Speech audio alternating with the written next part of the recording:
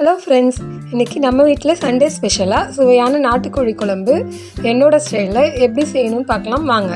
அதுக்கு முதல்ல ஒரு மிக்ஸி ஜாரில் மிளகு, சீரகம், சோம்பு, இஞ்சி, 2 பல் பூண்டு எல்லாம் ஒன்றா சேர்த்து ஃப்ரெஷ்ஷாக நம்ம மசாலா அரைச்சிக்கலாம். ஃப்ரெண்ட்ஸ், எப்போவுமே ஃப்ரெஷ்ஷான மசாலா போட்டால் குழம்பு டேஸ்ட்டாக இருக்கும், நல்லா ருசியாகவும் இருக்கும். இப்போ மசாலா அரைச்சி எடுத்துகிட்டு வந்தாச்சு ஃப்ரெண்ட்ஸ். இப்போ நம்ம ஸ்டவ் ஆன் பண்ணிக்கலாம். ஸ்டவ் ஆன் பண்ணிவிட்டு குக்கரை வச்சுட்டு குக்கர் நல்லா சூடாகட்டும். சூடானோடனே ஆயில் ஆட் பண்ணிவிட்டு அதில் பட்டை, கிராம்பு, ஏலக்காய் எல்லாம் சேர்த்து நல்லா நம்ம வதக்கிக்கலாம். அப்புறம் நான் 2 பெரிய வெங்காயம் கட் பண்ணி வச்சுருக்கேன், அதை சேர்த்துக்கலாம். சேர்த்து நம்ம நல்லா வதக்கிக்கலாம் ஃப்ரெண்ட்ஸ். வெங்காயம் பொன்னிறம் ஆகிற வரைக்கும் நம்ம நல்லா வதக்கணும். இப்போ இந்த ஸ்டேஜ் வந்ததும் நம்ம தக்காளி சேர்த்துக்கலாம் ஃப்ரெண்ட்ஸ். தக்காளி நல்லா வதங்கணும். தக்காளி நல்லா வதங்கிறதுக்கு கொஞ்சம் உப்பு சேர்த்துக்கலாம். உப்பு சேர்த்து நல்லா கலந்து விட்டால் தக்காளி நல்லா வதங்கிடும். அப்புறம் நம்ம அரைச்சி வச்சுருக்க மசாலாவை இதில் சேர்த்துக்கலாம் ஃப்ரெண்ட்ஸ். சேர்த்து நல்லா நம்ம கலந்து விட்டுக்கலாம்.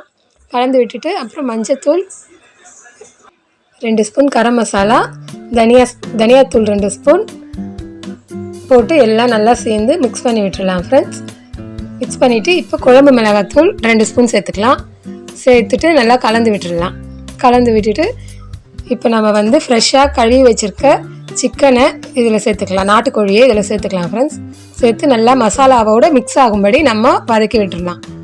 நல்லா கறியும் மசாலாவும் ஒன்றோட ஒன்று மிக்ஸ் ஆகணும் ஃப்ரெண்ட்ஸ். இப்போ இந்த அளவுக்கு மிக்ஸ் ஆன உடனே நம்ம தேவையான அளவு தண்ணி சேர்த்துக்கலாம்.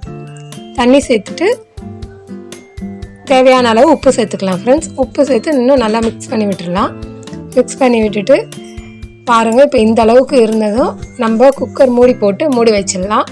மூடி வச்சுட்டு விசில் போட்டு விட்டுருவோம். விசில் 5 விசில் வந்தது. இப்போ ஓப்பன் பண்ணி பார்க்கலாம் ஃப்ரெண்ட்ஸ். இப்போ பாருங்கள், என்னோடய ஸ்டைலில் நான் பண்ண நாட்டுக்கோழி குழம்பு எப்படி வந்திருக்குன்னு. இதே மாதிரி நீங்களும் உங்கள் வீட்டில் ட்ரை பண்ணி பார்த்துட்டு எப்படி கமெண்ட்டை சொல்லுங்கள் ஃப்ரெண்ட்ஸ்.